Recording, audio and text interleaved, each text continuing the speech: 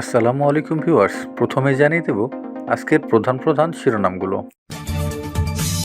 6 মিনিটের বৈঠকে হাদিকে কি প্রস্তাব দিয়েছিল শুটার ফয়সাল, আর কিভাবেই বা পালিয়ে গেল ভারতে।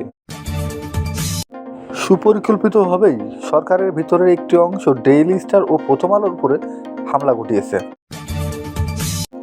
27 ডিসেম্বর নতুন করে ভোটার হতে যাচ্ছেন তারেক রহমান। এতক্ষণ শুনছিলেন শিরোনাম, এখন দেখবেন বিস্তারিত আলোচনা। বিদেশ থেকে দেশে ফিরে পরিকল্পিতভাবে গড়ে তোলা হয় একটি শুটার টিম। টার্গেট বাস্তবায়নের আগে তৈরি করা হয় সক্ষতা। এরপর মাত্র 7 দিনের মধ্যেই চালানো হয় প্রাণঘাতী হামলা।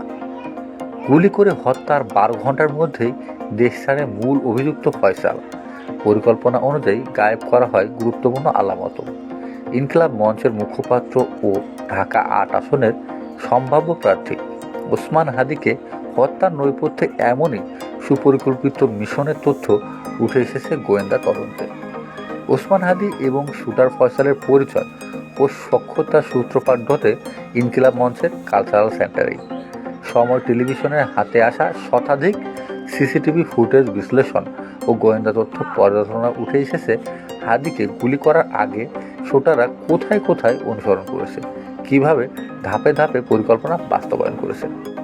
গত 4 ডিসেম্বর রাত 8টা 18 মিনিটে বাংলা মোটরের ইনকিলাব কালচার সেন্টারে আসেন শুটার ফয়সাল ও তার সহযোগী কবির। প্রায় 6 মিনিটের সেই বৈঠক ছিল মূলত হাদির সঙ্গে ঘনিষ্ঠতা তৈরির প্রথম ধাপ। বৈঠকে ফয়সাল হাদির সঙ্গে কাজ করার প্রস্তাব দেন। এরপর 9 ডিসেম্বর রাতে আবারও কালচারাল সেন্টারে আসেন ফয়সাল। এবার তার সঙ্গে ছিলেন না কবির, নতুন সঙ্গী ছিল আলমগীর। ওই বৈঠকে আলোচনার বিষয় ছিল নির্বাচনী প্রচারণার পরিকল্পনা। সেখান থেকেই হাদির টিমে ঢুকে পড়ে ফয়সাল। পরদিন 12 ডিসেম্বর হাদির প্রচারণায় সরাসরি অংশ নেন তিনি। প্রচারণায় অংশ নেওয়ার পর হাদিকে হত্যার পরিকল্পনা চূড়ান্ত করে শুটার ফয়সাল। মিশন বাস্তবায়নের জন্য নরসিংদী, সাভার, মানিকগঞ্জ সহ বিভিন্ন এলাকায় রেকি করেন তিনি। 11 ডিসেম্বর মিশন বাস্তবায়নের প্রস্তুতিতে ওঠেন পশ্চিম আগারগাঁওয়ের বোনের বাসায়। হামলার দিন ভোরে উবার করে যান হেমায়েতপুরের একটি রিসোর্টের সিসিটিভি ফুটেজে দেখা যায় শুক্রবার ভোর 5টা 22 মিনিটে ফয়সাল ও আলমগীরের গাড়ি গ্রিন জোনের রিসোর্টে প্রবেশ করে। সেখানে আগে থেকেই অবস্থান করছিল ফয়সালের বান্ধবী মারিয়া ও তার বোন। সেখানে হাদির একটি ভিডিও বান্ধবীকে দেখিয়ে ফয়সাল জানায় তিনি হাদিরকে মাথায় গুলি করবেন। এতে সারা দেশে আলোড়ন সৃষ্টি হবে। এ কারণে ঘটনার পর তার সঙ্গী সব ধরনের যোগাযোগ বন্ধ রাখার নির্দেশ দেন তিনি। সকাল 8টা 54 মিনিটে বান্ধবীকে নিয়ে রিসোর্ট থেকে বের হয় ফয়সাল। বাইরে অপেক্ষায় ছিল আলমগীর। উবারের গাড়িতে করে বান্ধবীকে বাড্ডায় নামিয়ে দেন তারা। এরপর সকাল 11টা 5 মিনিটে আগারগাঁওয়ের বাসা থেকে মোটরসাইকেলে বের হয় ফয়সাল ও আলমগীর। তারা সরাসরি যান হাদির সেগুনবাগিচার প্রচারণায়। সকাল 11:45টার দিকে সেখানে পৌঁছায় ফয়সাল। প্রচারণা শেষে দুপুর 12টা 22 মিনিটে হাতি মতিঝিলের উদ্দেশ্যে রওনা হলে শুটাররা পিছন থেকে তার অটোরিকশা অনুসরণ করতে থাকে। দুপুর 12টা 50 মিনিটে হাদিকে বহন করা অটোরিকশা মতিঝিলে জামিয়া দারুল উলুম মসজিদের সামনে পৌঁছায়।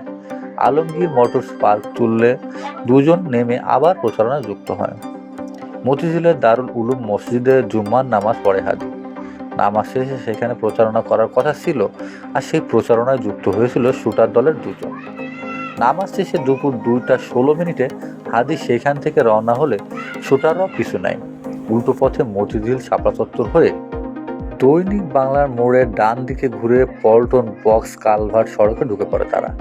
প্রায় 2.5 ঘন্টা ফাঁকা রাস্তা খুঁজে বেড়ায়। তারপর দুপুর 2টা 40 মিনিটের দিকে হাদিকে লক্ষ্য করে গুলি করে তারা। ঘটনার পরপরই পালানোর নাটক শুরু হয়। বিজয়নগর, কাকরাইল, শাহবাগ হয়ে ফার্মগেট পেরিয়ে সোজা পশ্চিম আগারগাঁওয়ে বোনের বাসায় পৌঁছায় তারা। বিকেল 3টায় তারা সেখানে পৌঁছানোর পরিস্থিতি আরও জটিল হয়ে ওঠে। ঠিক তখনই বাসা ভাড়া নিতে আসা এক ব্যক্তির কলিং বেল চাপলে আতঙ্কে অস্ত্রভর্তি ব্যাগ নিচে ফেলে দেয় ফয়সাল। পাশের বাসার ছাদে ফেলে দেয় নিজের মোবাইল ফোন। অস্ত্র ও মোটরসাইকেল রেখে পালানোর চেষ্টা করলে বিপত্তি ঘটে। বিষয়টি জেনে যায় পরিবারের সদস্যরাও। তখন আলামত নষ্টের সঙ্গে জড়িয়ে পড়ে বাবা মা। বিকেল 3টা 19 মিনিটে ফয়সালের বাবা বাইক চালক আলমগীরকে নিয়ে মোটরসাইকেলে আসল নাম্বার প্লেট নিয়ে এসে পার্কিংয়ে ঢোকেন। নকল নাম্বার প্লেট খুলে আসলটি লাগিয়ে হয়। এরপর আলমগীর সহ মোটরসাইকেলের পাশের একটি ভবনে গ্যারেজে রেখে দেয়। পরে নিচে পড়ে থাকা ব্যাগ উদ্ধারের জন্য মই দিয়ে ভাগ্নেকে দুই ভবনের মাঝখানে নামানো হয়। পাশে ছাদে ফেলে দেওয়া মোবাইল আনতেও ভাগ্নেকে পাঠানো হয়। ছেলের পালানোর ব্যবস্থা করতে অটোরিকশা ভাড়া করে ফয়সালের বাবা। বিকেল 4:54 পশ্চিম আগারগাঁও থেকে সিএনজিতে করে আমিনবাজারে যায় ফয়সাল। সেখান থেকে উবার, ধামরাই, কালামপুর, এরপর ভাড়া করা প্রাইভেট কারে নবীনগর হয়ে গাজীপুরের চন্দ্রা মাওয়া পেরিয়ে পৌঁছায় ময়মনসিংহে। সেখান থেকে হালুয়াঘাটের ধারাবাজার পেট্রোল পাম্পে যায় তারা। সময় টেলিভিশনের হাতে আসা ওই পাম্পে সিসিটিভি ফুটেজে দেখা যায় রাত 11:31 সেখানে পৌঁছায় শুটারদের বহনকারী প্রাইভেট কার। মানব পাচারকারী ফিলিপস স্মিল মোটরসাইকেলে এসে তাদের রিসিভ করে সীমান্তের দিকে নিয়ে যায়। পুলিশের হাতে গ্রেপ্তার হওয়া ফিলিপের দুই সহযোগী বক্তব্য অনুযায়ী ভুটিয়াপাড়া সীমান্ত দিয়ে শুটাররা ভারতে পালিয়ে যায়। সময় টেলিভিশনের হাতে এসেছে শুটার ফয়সালের ফোনের আইপি অ্যাড্রেসও।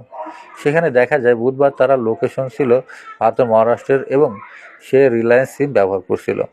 হত্যার পর আলামত গায়েব করতে ছিল সুপরিকল্পিত ছক। অস্ত্রভর্তি ব্যাগ শালক শিপুর হাতে দেয়। শিপু সেটি দেয় বন্ধু ফয়সালের কাছে। তিনি নরসিংদীর তারারে খালে ব্যাগটি ফেলে দেন এবং স্ত্রী ঢাকা ছেড়ে পালিয়ে যাওয়া নরসিংদী তার বাবা মা আত্মগোপনে যান কামরঙ্গীর স্তরে।